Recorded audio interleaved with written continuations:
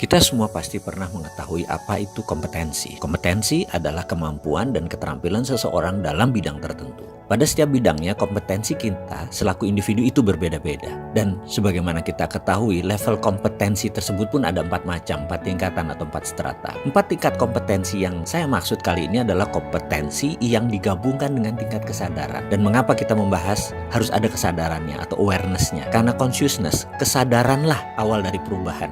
Karena itu ada istilah conscious before changes atau kesadaran mengawali perubahan. Kita mulai bahas. Pada tingkat dasar atau tingkat 1 dikatakan kalau kita tidak tahu apapun dan kita tidak memiliki kompetensi apapun, itu namanya levelnya unconscious incompetence. Unconscious incompetent tersebut level di mana tidak sadar atau tidak tahu dan tidak memiliki kemampuan. Misalnya dalam bidang olahraga. Seseorang yang tidak mengerti manfaat olahraga, ya pastinya tidak pernah olahraga. Dan ketika dia diberi pengetahuan apa itu manfaat olahraga, diinformasikan pentingnya apa itu olahraga, maka dia mengalami kesadaran, yaitu dari unconscious menjadi conscious. Level dia naik di level 2, yaitu conscious incompetence, karena masih belum punya kompetensi. Dia mulai memahami manfaat olahraga, tetapi belum bergerak, itu yang dimaksud. Lalu orang tersebut memutuskan untuk bergerak olahraga. Dia mulai melakukan secara perlahan, bersusah payah, secara fisik, secara batin berusaha melakukan olahraga. Dan ini dia udah masuk ke level 3, yaitu conscious competence. Artinya dia sadar